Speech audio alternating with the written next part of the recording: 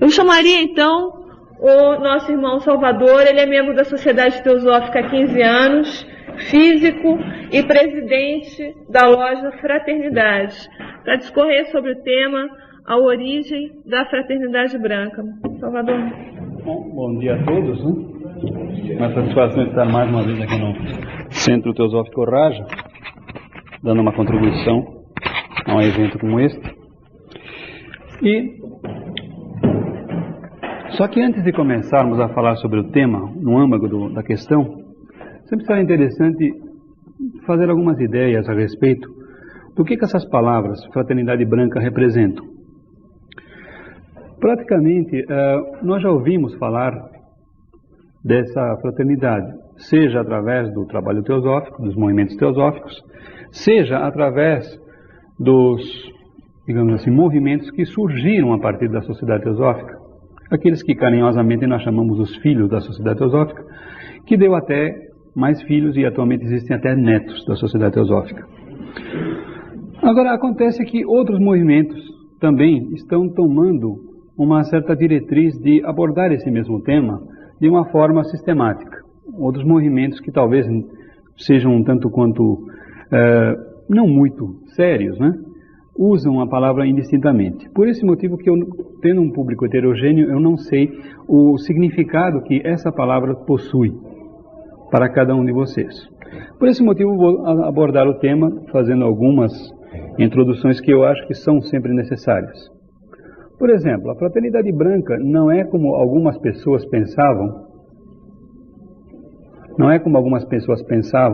um grupo de pessoas que fosse semelhante, por exemplo, não é como, por exemplo, um grupo de pessoas semelhante a um clube literário, por exemplo, em que pessoas se reúnem para discutir sobre fraternidade. A fraternidade branca não é nada disso.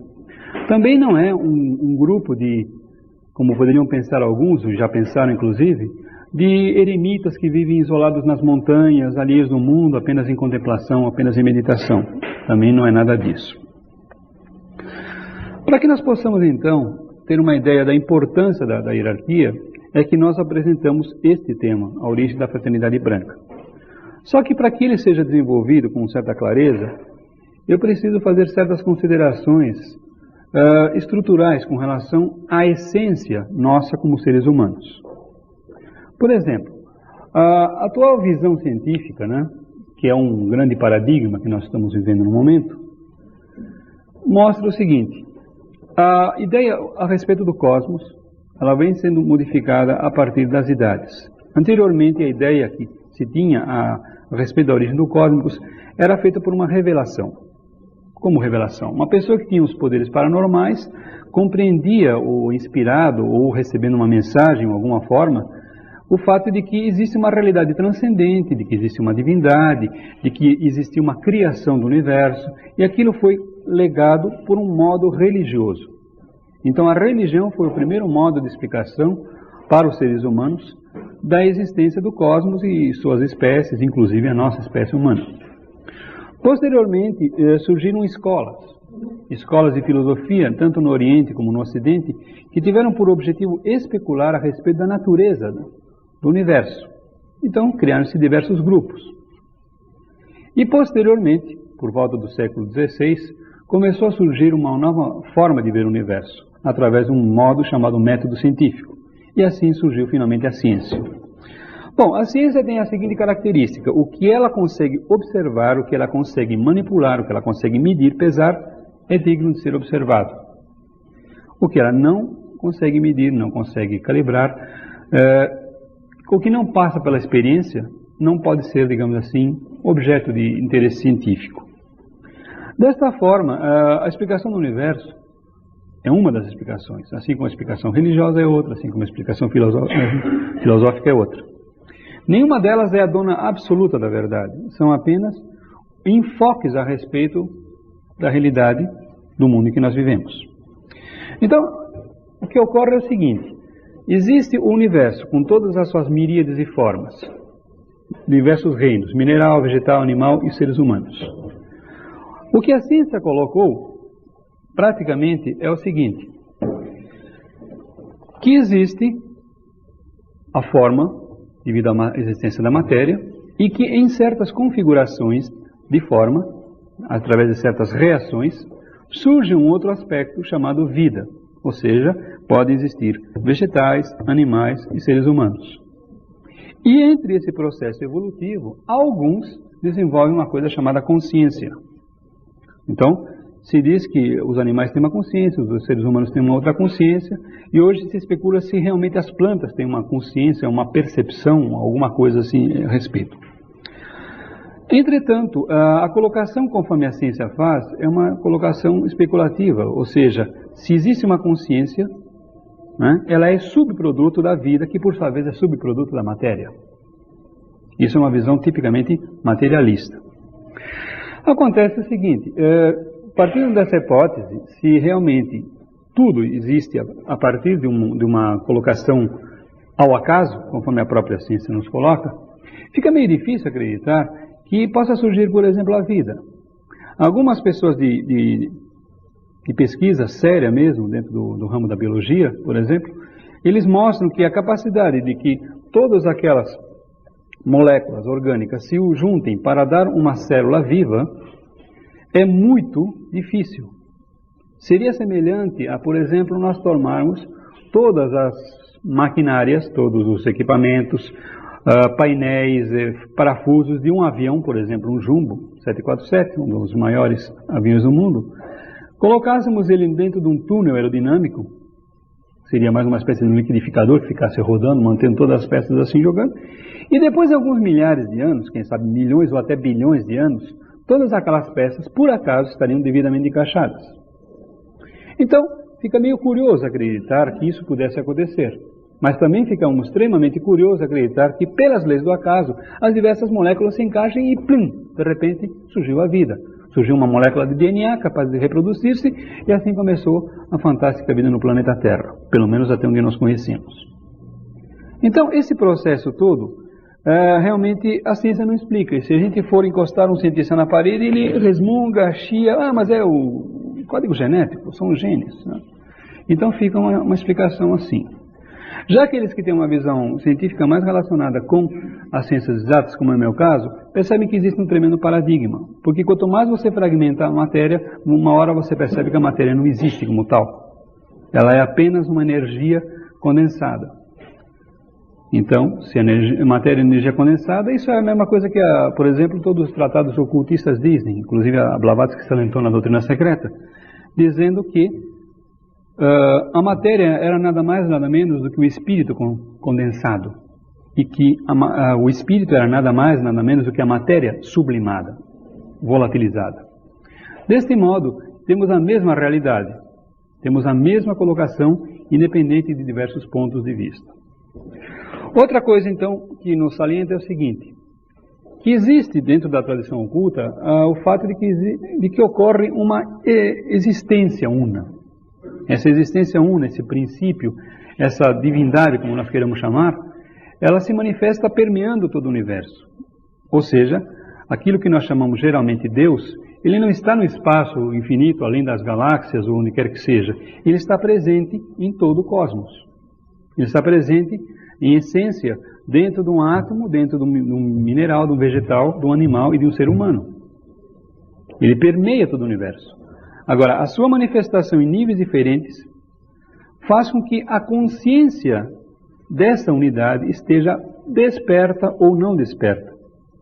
Então, desse modo, quando nós falamos da evolução da espécie humana, para mostrar a importância da grande fraternidade branca, é que nós temos que levar em conta o seguinte, que primeiro surge uma consciência una. Essa consciência una, para que se consiga diferenciar, fragmentando-se em milhões de unidades dessa consciência, chamadas na tradição oculta mônadas, como sendo um fragmento da unidade que mesmo assim mantém toda a essência da unidade, da divindade, portanto, ela tem que passar por uma série de experiências no mundo da forma. E para isso ela adquire uma característica chamada vida. Agora, essa vida, ela está mais desperta em uns reinos do que em outros. Existe uma tradição sufi que diz, de uma forma muito poética e muito profunda, o seguinte: Deus dorme no mineral, sonha no vegetal. É parcialmente desperto nos seres animais. E é totalmente consciente e autodesperto nos seres humanos, no homem. Portanto, mostra-se que essa centelha da divindade está presente em todos os reinos. Então, a evolução espiritual, na realidade, não é uma evolução no sentido de que isto hoje é assim e amanhã isto será desta forma. Não. Na realidade, é um desabrochar de uma essência que já existe dentro da centelha divina de cada criatura. Então, evidentemente, que um ser humano tem a sua centelha divina mais desperta do que um animal e assim progressivamente. Pois bem, então nós percebemos que a tradição oculta nos fala do seguinte: existem duas evoluções, entre aspas. A evolução espiritual, como eu disse, que não é bem uma evolução, mas seria mais um desabrochar, um despertar, e a evolução física. O que a ciência conhece é única e exclusivamente a evolução física. E existe um tremendo problema. Quando que os seres humanos deixaram de ser animais e se tornaram humanos? Aquela história toda que, com a teoria de Darwin, trouxe aquela polêmica incrível no século passado, se o homem era descendente do macaco, não era? Tudo isso eu acho que a ciência já está esclarecendo devidamente. O que se sabe sim é que houve um tronco central, no qual foram se criando uma série de mutações. Houve algumas mutações, alguns derivaram para uma linha que deu origem aos antropóides, e o outro continuou outra evolução e deu origem aos seres humanos. Enquanto que um, de certa forma, deu uma diversidade de espécies, mas não de consciência, o outro deu uma manifestação de consciência que é a chamada humana. Agora, por que a consciência veio para uns e não veio para outros? Esse é o grande mistério que a ciência não consegue ainda deslindar. Se foi devido a uma série de fatores, eu já ouvi certas ideias um tanto quanto simplistas para tentar explicar a complexidade humana. De ideias como fenômenos atmosféricos, meteorológicos. Se assim fosse, será que outra espécie de macacos, por exemplo, não poderia ter tido uma continuidade na evolução depois de alguns milhões de anos? Entretanto, isso não houve. Então, o que ocorre é o seguinte: vejamos agora uma definição do que vem a ser o ser humano. Conforme a tradição oculta, diz o seguinte: um ser humano, neste planeta, ou se existir em outra parte do universo, é aquela criatura que contém dentro de si a centelha da divindade, ou seja, toda a potencialidade de vir a ser um ser perfeito, um ser divino, encarnada na mais grossa matéria, ou seja, no corpo físico, permeada por um princípio chamado mente, um princípio de autoconsciência. Dessa forma, nós podemos dizer, bom, se existir vida em outros planetas, e se aquele ser tiver a centelha divina, tiver um corpo físico sólido denso como o nosso, e tiver mente, será tipicamente considerado humano, embora seja de uma outra galáxia, outra civilização, não importa, mas o arquétipo será universal. Muito bem, então o que ocorre é o seguinte: quando a centelha divina estava passando por uma série de experiências em diversos reinos, em diversos planos, não vou entrar em detalhe, que só isso já daria um outro seminário.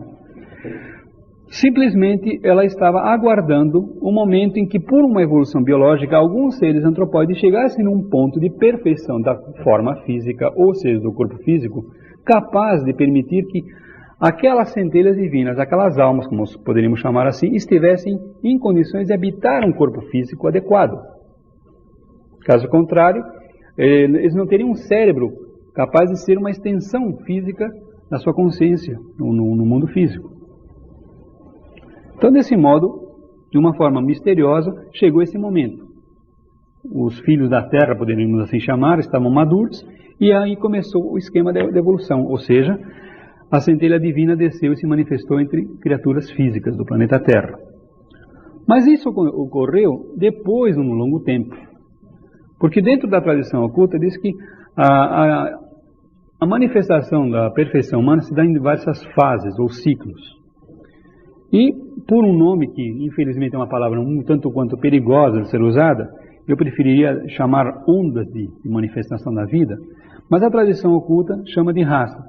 Raça no sentido de um grupo étnico ou não étnico, como nós conhecemos, mas um grupo de corpos que estão no mesmo ritmo de afinação de consciência, com a mesma capacidade de expressar a consciência.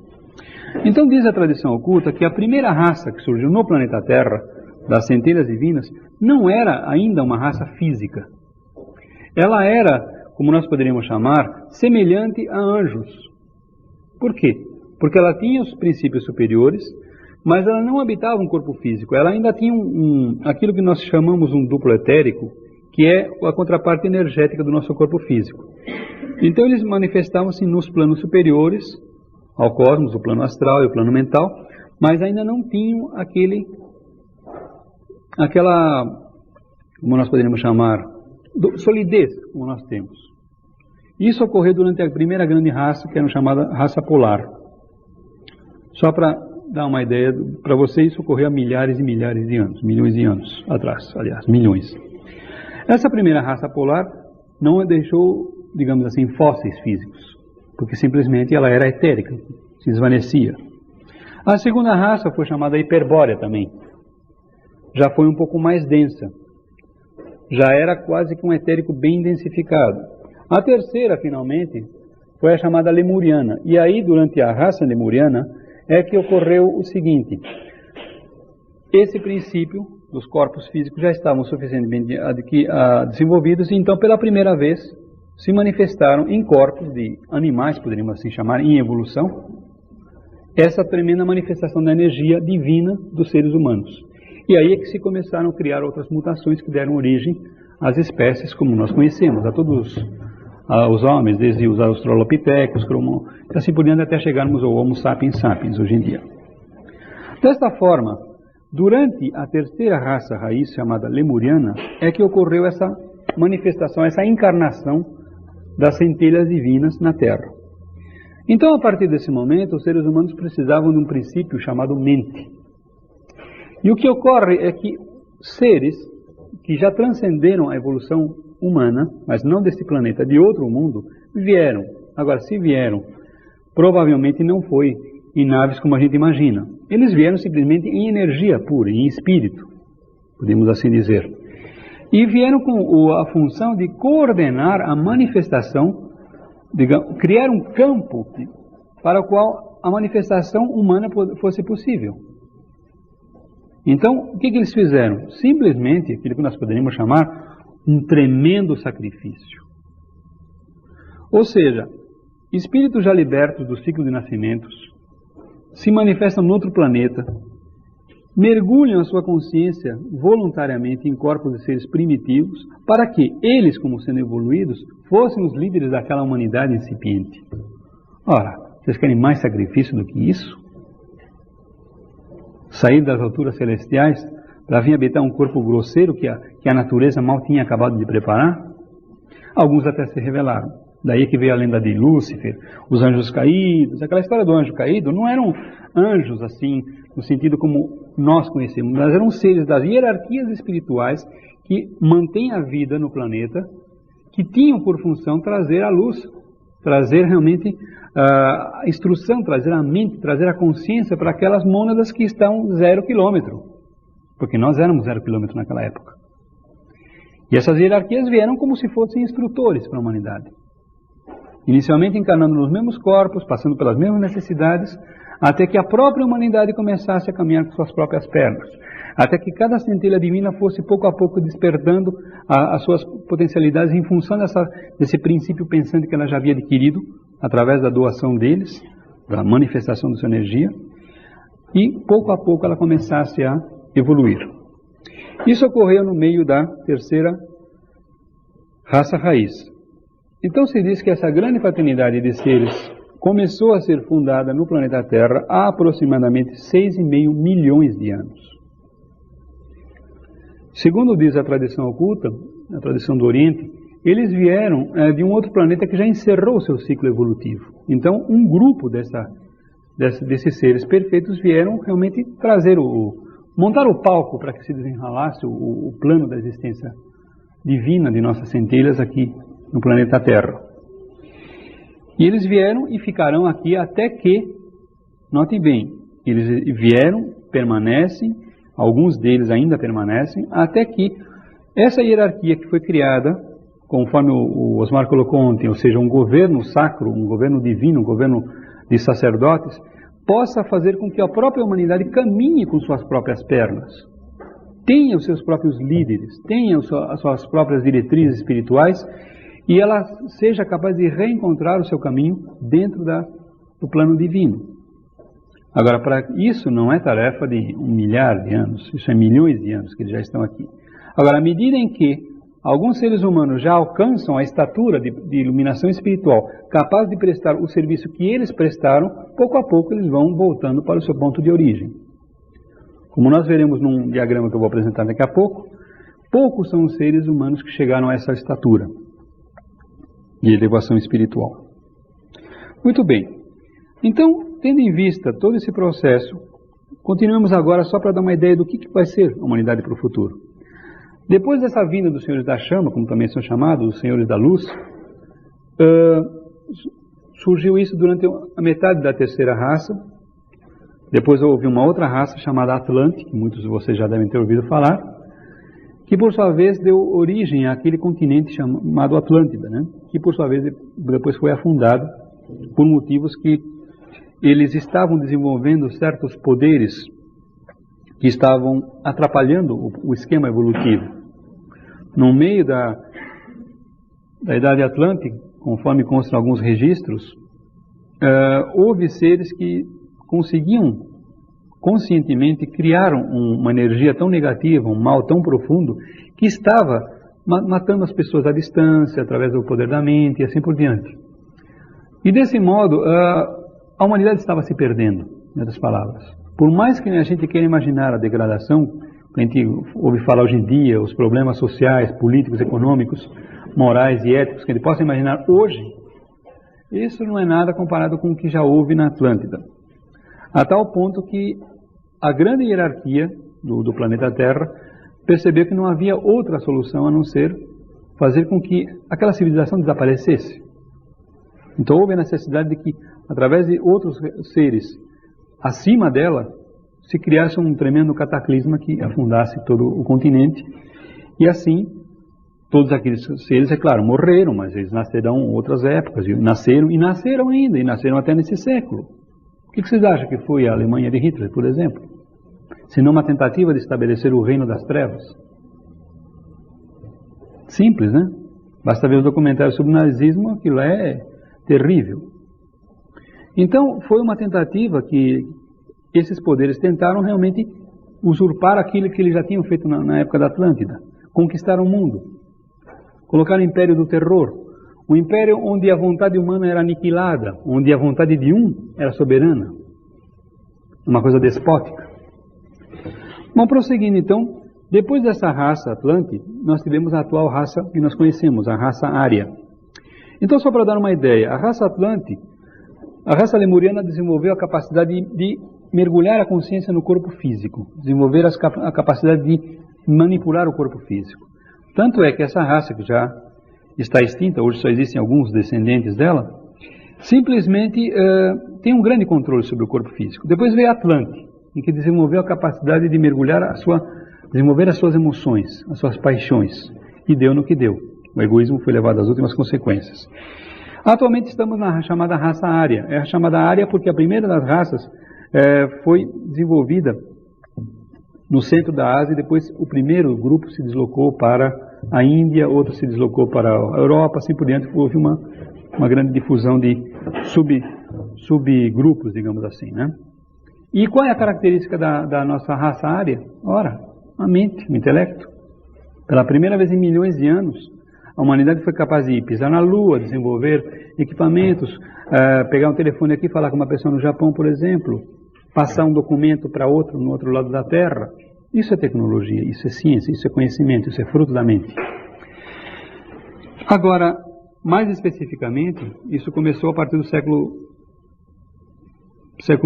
XVI, com o começo da ciência, porque justamente toda a metodologia realmente da quinta raça, ou da raça Ária como é chamada, começou realmente a crescer de uma forma vertiginosa.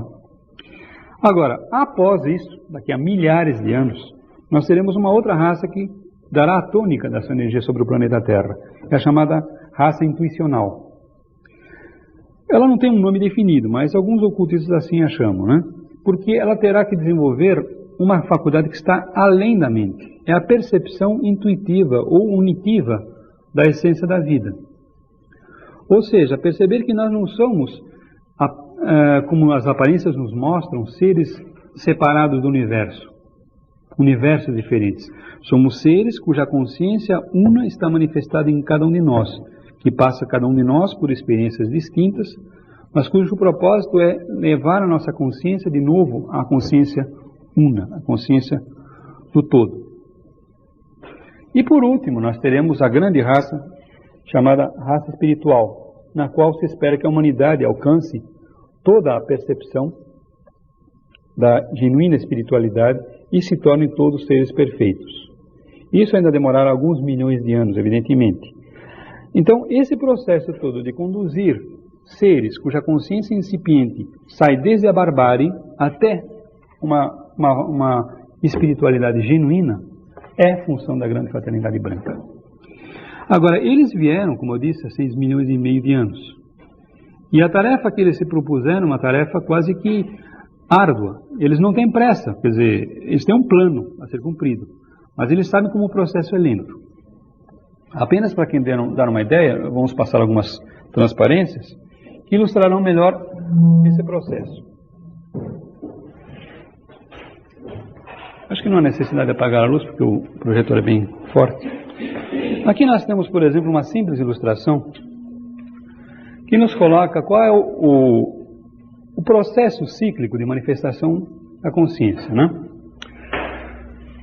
Se nós imaginarmos aquela esfera onde está escrito a fonte como sendo a essência primordial de todo o universo, a divindade em si, e nós imaginarmos que dali de cima descende toda uma energia, que seria a emanação das nossas centelhas divinas, essa emanação vai descendo, vai mergulhando na matéria, vai tendo experiências na mais sólida matéria, e depois finalmente ela vai ter que se libertar dessa matéria, subir até novamente alcançar a meta, que é a unificação, a yoga, a divindade, o nirvana, conforme dizem as tradições orientais.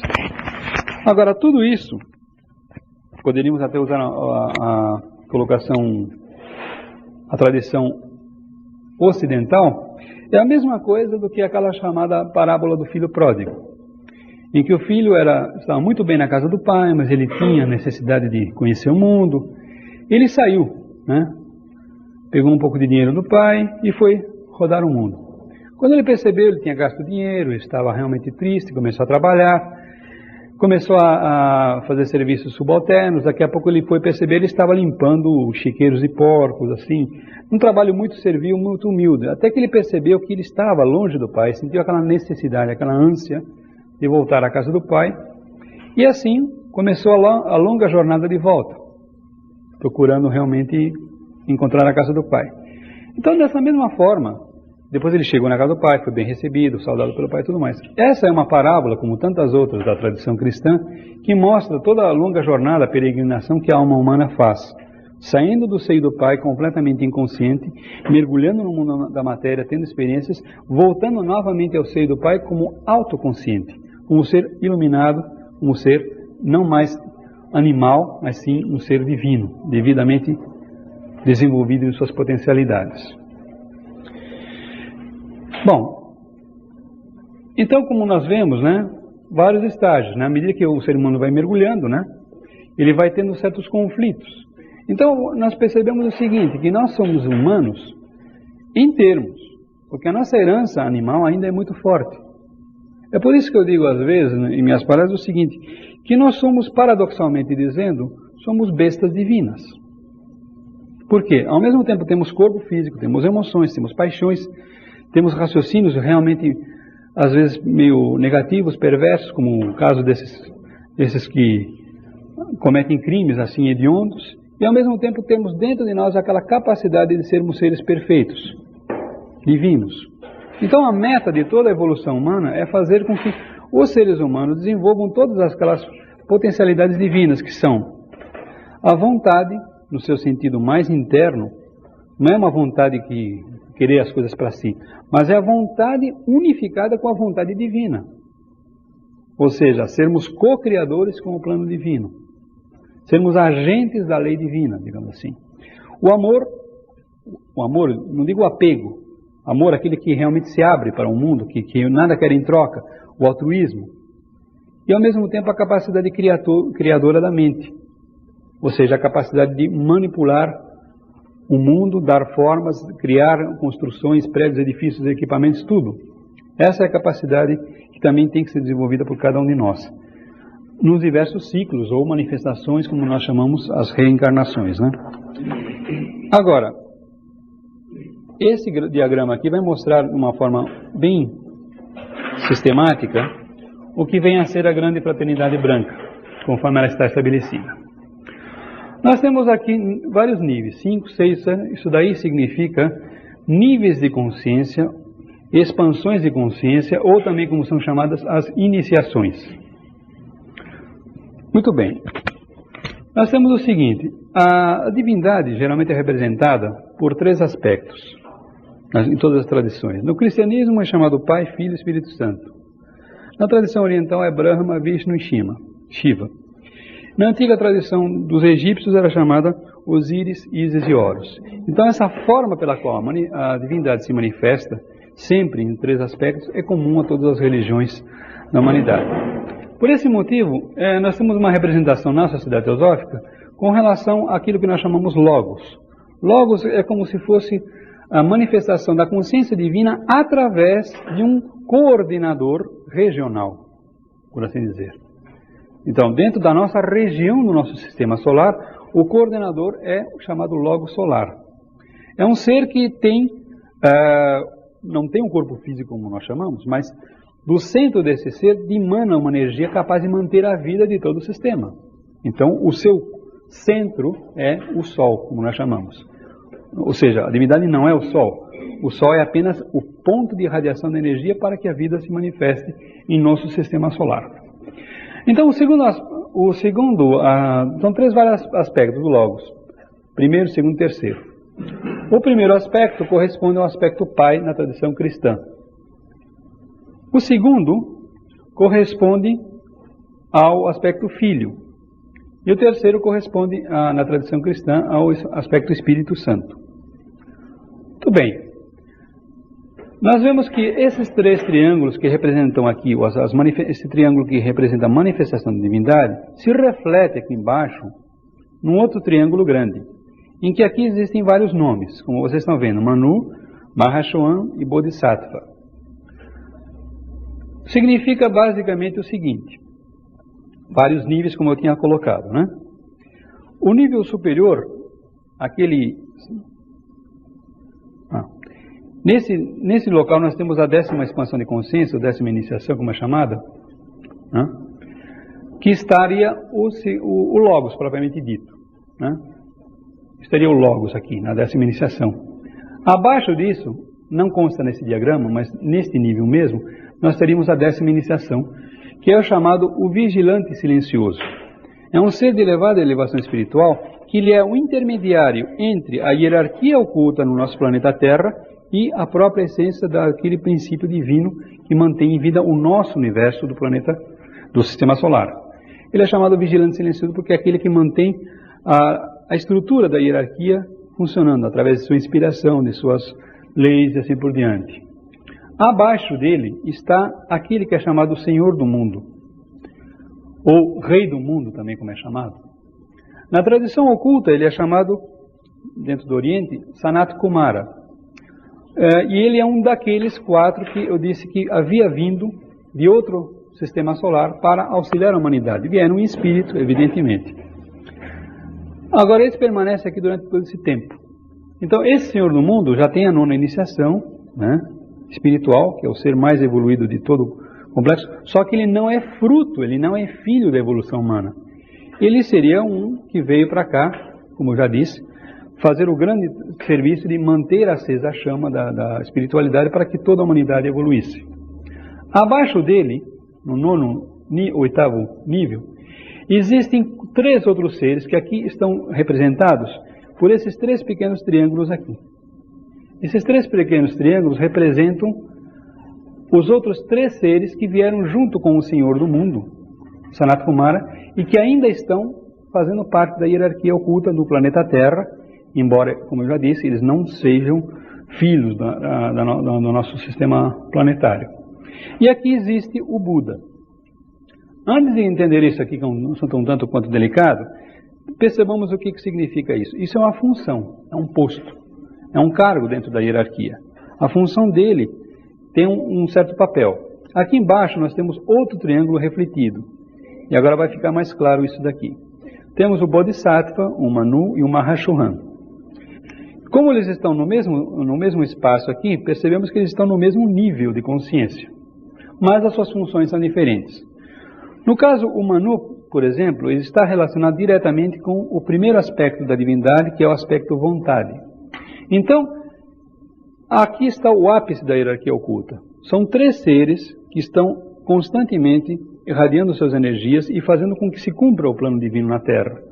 O Manu faz com que haja um progresso no sentido de que a vontade humana seja desperta em cada criatura. A vontade que coordena, por exemplo, nações, que controla governos, assim por diante. O sonho desses grandes seres é que exista futuramente na humanidade um único governo mundial, em que, por exemplo, guerras como existem na Bósnia, guerras como existem no centro da África, sejam coisas da imaginação humana, ou histórias da carochinha, como seria tão absurdo, por exemplo, se houvesse uma guerra entre São Paulo e o Rio de Janeiro, entre Santa Catarina e Paraná, né? São coisas que realmente não têm sentido para nós brasileiros, mas existem ainda pessoas que vivem, que cismam em vivenciar, em curtir as diferenças a um grau extremo, a um grau mórbido, doentio, que justificam-se qualquer coisa, guerra, invasão, bloqueio econômico, tudo isso. Infelizmente, a humanidade ainda está muito longe da percepção da unidade que nós estamos abrangendo esses dias. O segundo aspecto aqui da divindade, representado aqui em cima, se reflete nesta linha através de um ser chamado Bodhisattva.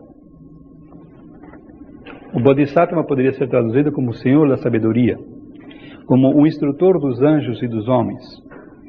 Ele é aquele grande ser que na tradição oriental é chamado Krishna e na tradição ocidental é chamado Cristo. São o mesmo ser. E esse ser é o responsável pela iluminação espiritual, pela instrução espiritual da hierarquia para com a humanidade. Então, estamos vendo que já temos algumas pessoas bem conhecidas aqui. O terceiro aspecto da divindade, que se reflete aqui embaixo, na figura do Senhor Mahashohan, tem uma característica de potencializar as capacidades criativas do ser humano através da ciência, através da filosofia, através da tecnologia, fazendo com que o ser humano seja o dono domine o mundo, conquiste o mundo. Então, ele se desdobra em diversos outros níveis, como nós veremos daqui a pouco. Então, o que acontece? Esses grandes seres representam, respectivamente, as energias do Pai, do Filho e do Espírito Santo, no planeta Terra. Eles funcionam como se fosse um triunvirato divino aqui no planeta Terra. De modo que eles têm uma função que é, tipicamente, coordenar suas energias de acordo com esse plano.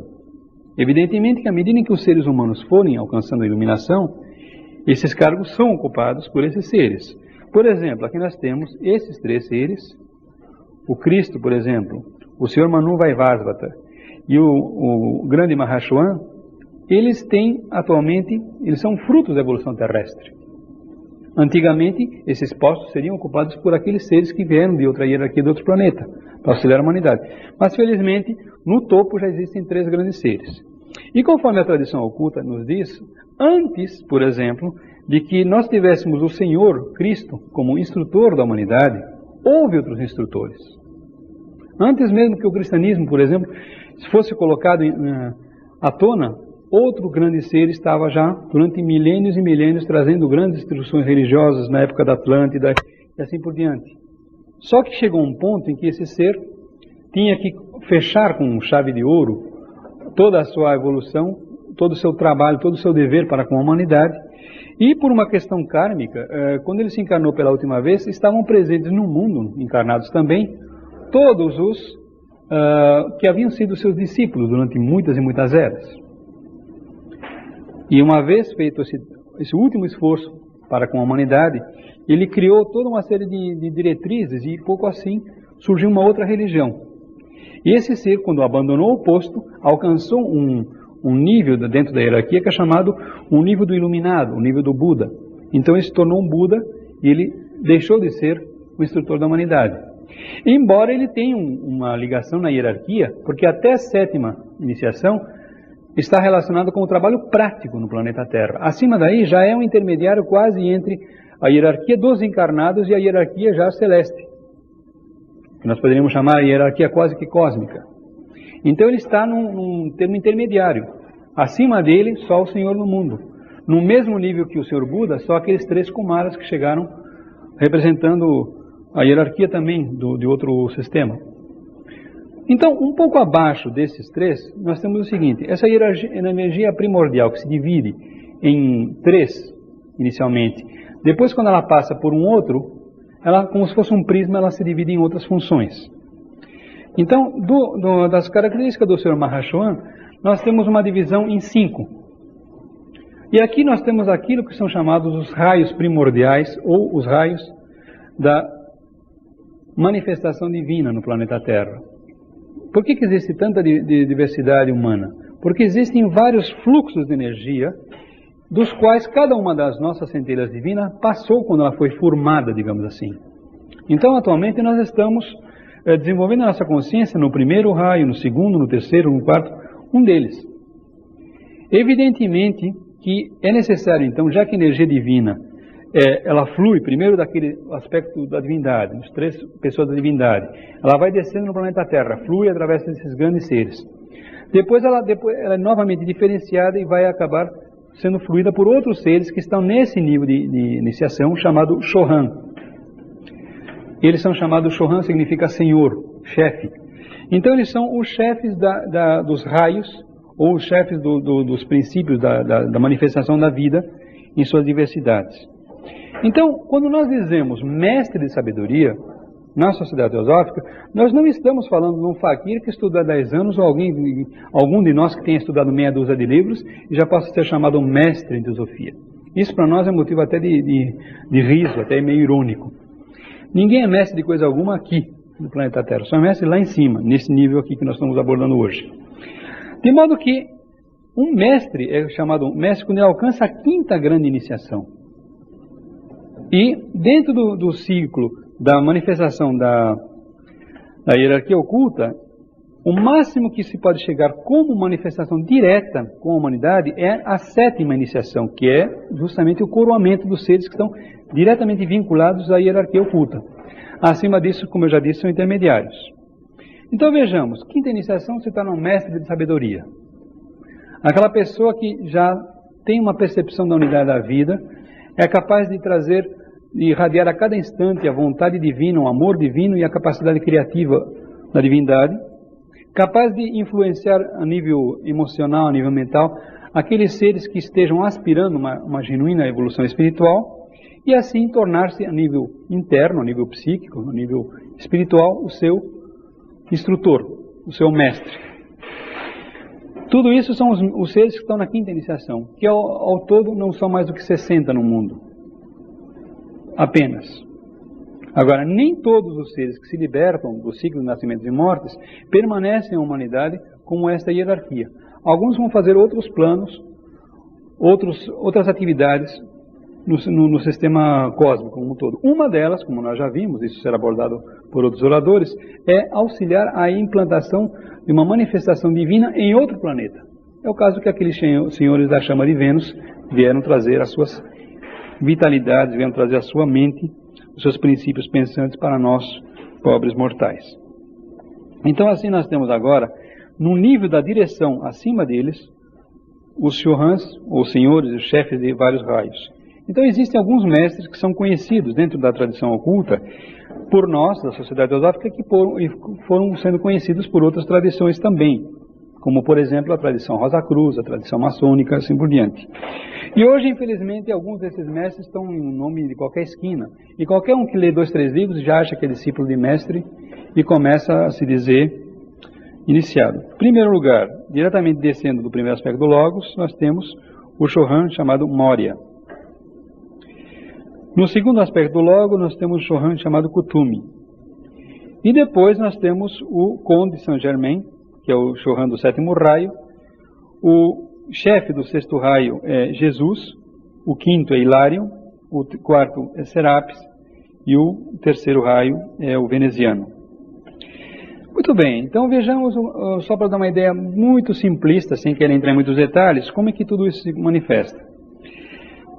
O primeiro e o segundo aspectos, ou seja, a vontade divina e ao mesmo tempo a instrução, foram motivo pelo qual esses dois grandes seres, Moria e Kuthumi, instruíram a sociedade, sugeriram a formação da sociedade teosófica para a Helena Petrovna Blavatsky.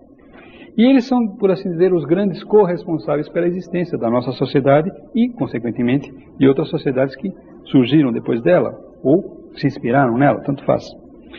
Muito bem. O quarto raio tem uma relação, por exemplo, talvez fique mais claro, com a arte. Ou seja, a relação entre o interno e o externo, entre o espiritual e o físico, o sólido. O segundo raio, que é regido, por exemplo, pelo instrutor Kuthumi, tem a relação com a instrução. Instrução que vai desde os níveis de uma instrução escolar simples, primário, ginásio, colégio, faculdade, até a genuína instrução espiritual. O terceiro, que é o Chohan veneziano, tem a ver com a filosofia, o seu aspecto mais abstrato da mente, o seu aspecto mais cognitivo, reflexivo. Enquanto que o do quinto raio tem mais a ver com o aspecto científico, metódico, analítico da mente. É o raio chamado da ciência, no caso. O sexto raio, que é regido por uma grande personalidade que nós conhecemos como Jesus, é o raio da devoção. Então, é o raio que, juntamente com o segundo raio, que é o raio da instrução espiritual, compartilham grande parte das instruções das religiões da humanidade. Não é à toa, por exemplo, que a tônica da religião que foi fundada por Jesus era uma tônica tipicamente devocional, porque afinal de contas ele é um chefe atualmente, né, do sexto raio, ou seja, do raio da devoção.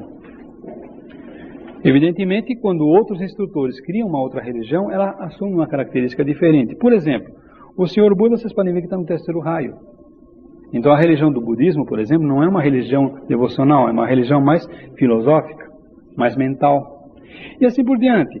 O Chohan, por exemplo, o Conde, conhecido como Saint-Germain, ele é o Chohan da estrutura dos grandes rituais, sejam maçônicos, rosacruzes e assim por diante. Então não é à toa que ele tem a característica de manipular as energias e criar novos rituais para que realmente sejam um vertedouro de energias para a humanidade, através desse processo. Além disso, e a fita? Está rodando ainda. Então, nós temos o seguinte, né? Bom, acho que eu já falei de todos, a maioria já comentei, acho que da maioria deles, não é isso? Uma foto. Chohan significa senhor, um chefe de um raio, no caso. Então, nós vemos Maha Chohan significa o grande chefe, os grandes chefes, no caso. Então, a tendência é que toda a hierarquia oculta se estabeleça da seguinte forma.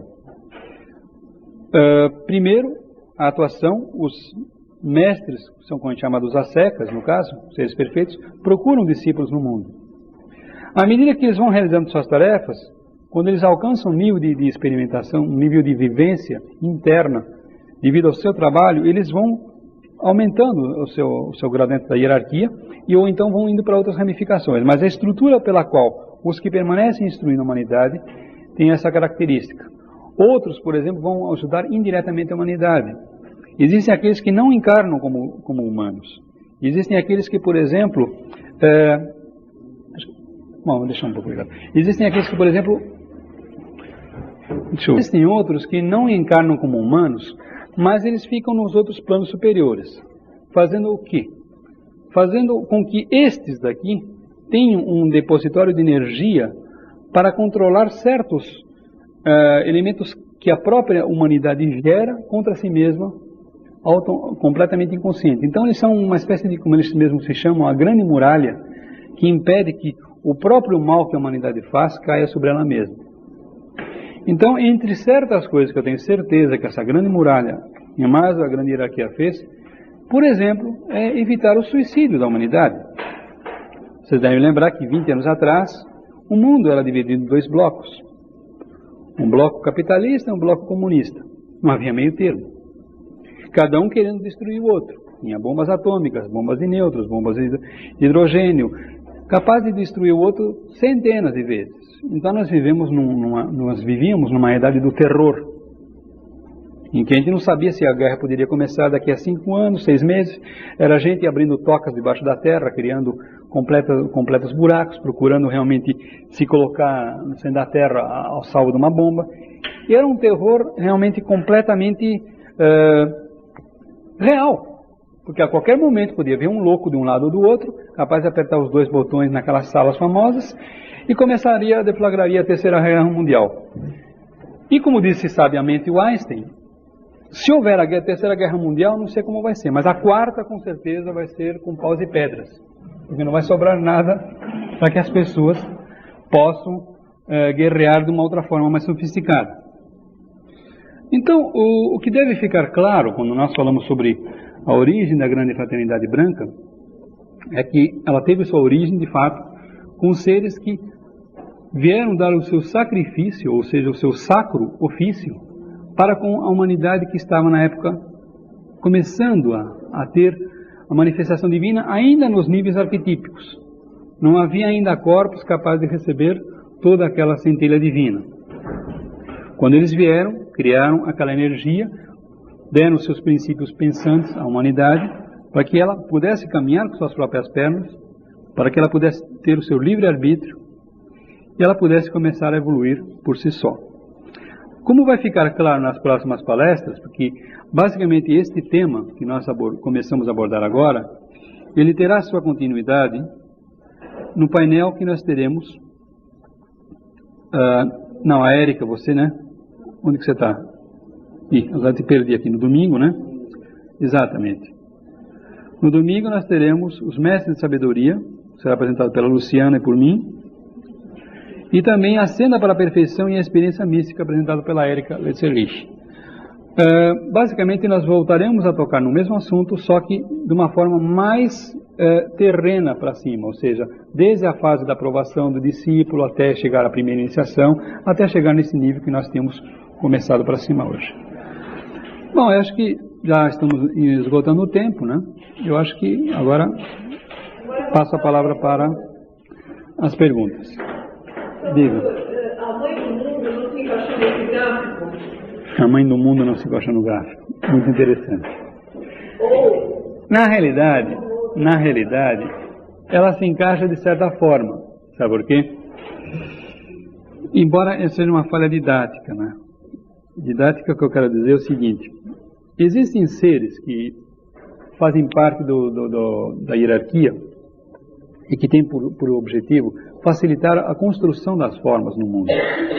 Então se diz que, conforme você falou, quem é a mãe do mundo? Nesses autores de campeonato vou ter que fazer uma breve introdução para dizer quem é a mãe do mundo.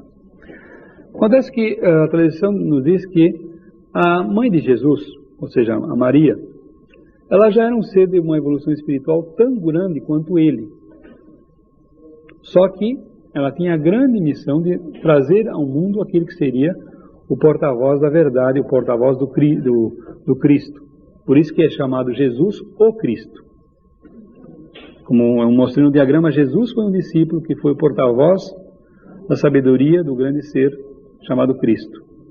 E a tradição chamou ele Jesus o Cristo e depois perdeu-se a origem da explicação e virou Jesus Cristo. A realidade é essa. As pessoas, o tempo passa e as pessoas esquecem. Felizmente existem alguns ocultistas que ainda vão ali cavucar no passado. Então, o que ocorreu foi o seguinte: ela, por ter tido aquele sofrimento, aquela abnegação de perceber que perdeu o filho, né? Aquela dor imensa, ela, depois do seu desencarne, né, diz a tradição cristã que ela ascendeu aos céus, não é isso? Esse ascender aos céus é nada mais ou menos do que dizer que ela se libertou do ciclo de nascimentos e mortes. Então ela estava apta para seguir uma das grandes correntes da evolução humana após o fechamento do ciclo. E ela escolheu pertencer à hierarquia da instrução do mundo, da mãe do mundo. Ou seja, aqueles seres que não seguem um caminho mais humano, mas seguem um caminho angélico, no qual eles estão vertendo as energias para com a humanidade. Agora, onde que entra a famosa mãe do mundo nessa história? Acontece que na tradição oriental, nós vemos o seguinte, que o aspecto do Espírito Santo, o terceiro aspecto da divindade, é um aspecto tipicamente feminino. Mas acontece que a nossa tradição cristã, vamos e venhamos, sem querer atacar ninguém, ela vem de uma tradição muito machista. Então não pegava bem colocar uma figura ali, feminina. Já os orientais, não. Os orientais, por exemplo, os egípcios, é Osíris, Ísis, que é uma mulher, e Horus, que é o filho. Então, a gente percebe que há um velar das coisas.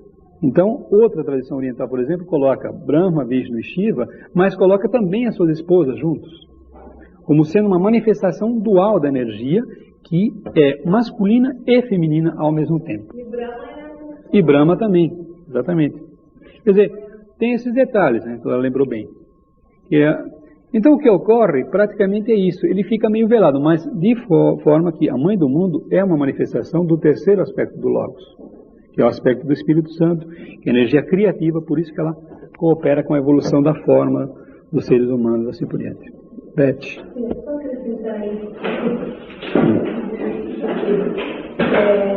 Porque eu acho interessante a coisa da simbologia. Mais alto. Não. Eu acho interessante o estudo da simbologia, porque a simbologia hindu, porque ela esclarece um pouco isso daí da coisa do feminino. Então eu acho que basicamente o que eu consegui aprender da simbologia é o seguinte: a forma de expressão masculina se dá em termos de função. Quer dizer, toda função exercida, ela é vista pelo lado da consciência, que é o Shiva, né? O Shiva Shakti Tatra. Então seria do lado da consciência, ou seja, o aspecto masculino é visto como função. Quando a coisa se transmuta no aspecto de poder, de execução desta função, então entra o aspecto feminino. Quer dizer, toda a deidade, quando se manifesta através da masculina, mas para exercer essa função, ela vai ter necessidade do poder que está ligado a ela. Então, a cada função corresponde um poder que é feminino. Certo. Então, todo lado, na manifestação, sempre vai ter essa dualidade. Quer dizer, não é colocada a nível da hierarquia, porque ali nós estamos falando em termos de funções. Quer dizer, agora, cada deidade masculina, ela tem a contraparte. Por isso que as deidades do simbolismo hindu, que são chamadas Devata, têm a sua correspondente, que são as devas. Brahma, então, enquanto criador, como função, ele é masculino. A Blavatsky quer falar isso. Brahma ele é masculino como criador, exercendo a função. Mas ele vai exercer através de quem? Ele vai exercer através de Sarasvati. Sarasvati.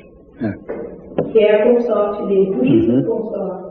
Claro. É o outro lado dele mesmo. Por isso que ambos, visto num todo, ele é neutro. Visto num todo é neutro. Claro. A moeda é uma só que são os lados da moeda. Quer dizer, por isso que não se fala no feminino. Porque feminino às vezes dá uma conotação de sexo. Exato, que não existe nesse nível. Não é por aí. Foi bom você ter lembrado isso, Beth. Bom, temos ainda um tempinho para outras perguntas. Pois não? Em resumo, é que a HD Paternidade, ele é constituído pelo processo da série, vamos dizer assim. É isso mesmo? Basicamente. Pelos 60 seres. Você falou que aproximadamente 60 encarnados hoje. Fora outros que estão no outro esquema, mas não manifestados com corpos físicos. E como opera? Eles atuam? Bom, eles atuam através, por exemplo, da emanação de energias mentais, vamos supor. Eles procuram no aspecto da ciência.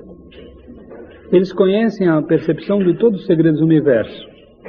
Eles têm a capacidade de perceber o que é infinitamente grande e o que é infinitamente pequeno, porque a sua mente é onisciente. Então, não existe segredo no universo para eles. Se a gente percebe que uma pessoa razoavelmente conhecida, que tem alguns poderes psíquicos, é capaz de adivinhar o pensamento de um ou de outro, imagine vocês que já chegaram no topo da evolução. Então a forma como eles fazem é, por exemplo, percebendo que há algum cientista que está preocupado com uma tarefa, com algum trabalho, eles percebem qual é a tendência dele, então podem fazer com que mentalmente ele tenha alguma inspiração, ele fala, poxa, por que eu não vejo tal livro? Por que eu não vejo tal pessoa? Por que eu não vejo... E pouco a pouco ele vai juntando as coisas até que ele consiga estabelecer uma teoria, até que ele consiga realmente dar um novo passo dentro da ciência dele. Isso no exemplo científico. No exemplo dos religiosos, aliás, dos políticos, poderíamos ter, por exemplo, grandes chefes de Estado que têm alguma inspiração com algum aspecto devidamente digno do seu governo. Então, se for uma pessoa íntegra, uma pessoa que realmente, às vezes, para e diga, meu Deus, como é que eu posso melhor administrar esse meu povo? Esse certamente vai ter uma bênção desses seres, esse certamente vai receber uma inspiração deles, vai ter alguma forma de como trabalhar com dignidade. Agora, não um corrupto, um egocêntrico. Isso, para nós, no ocultismo, eles não são representantes do governo oculto da Terra, são representantes das trevas. Infelizmente, no nosso século, como já disse, tivemos grandes problemas assim. Então, no seu aspecto religioso, por exemplo, no segundo aspecto, eles podem inspirar professores. Para quê? Para que um professor consiga ter um talento de despertar em seu aluno aquela centelha divina que ele tem dentro de si. Podem inspirar grandes oradores, podem inspirar grandes escritores. É um trabalho a nível mental e a nível espiritual que eles derramam sobre a humanidade. Agora, para uns poucos, eles podem se tornar instrutores diretamente. Para aqueles que realmente têm a aspiração espiritual e desejam seguir certos caminhos. Isso será apresentado já por outros palestrantes, com mais detalhe. Eles aparecem na cena, na vida diária? Sim, eles aparecem, mas não se mostrando como tal. Quer dizer, eles podem ter, por exemplo, a senhora Blavatsky, né? Eu faço referência ao quadro que não está aqui. Igualzinho a Érica. A senhora Blavatsky, por exemplo, encontrou ele, dois desses mestres, várias vezes. A primeira vez que ela ouvia em sonhos, sabia que ele existia no outro plano, mas uma vez ela ouviu no parque de Londres, no Hyde Park em Londres. E aí ele, conversando pessoalmente com ela, porque ele estava numa delegação diplomática do país dele para com a Inglaterra, eles tiveram um contato, e aí é que ela contou ela, né? Ele contou para ela, aliás, o grande sonho que eles, esses seres perfeitos, tinham de criar uma sociedade que procurasse desenvolver a fraternidade, os poderes latentes, o ocultismo para o Ocidente. Então ela teve contato com eles, outras pessoas também tiveram, ela o visitou em vários lugares onde eles moravam pelo menos na época, né? De forma que eles são discretos. O cúmulo da descrição. Jamais vai aparecer alguém na Globo dizer, olha, faz favor, eu sou o fulano da tal hierarquia, eu quero aparecer no Fantástico. Se vocês disserem isso, podem enjaular, porque é doido pirado. Jamais eles iam fazer uma coisa dessa. A descrição deles é total. Agora, eles têm lugares onde eles instruem os discípulos, que já estão avançados, mas é tudo uma coisa reservada entre eles, né?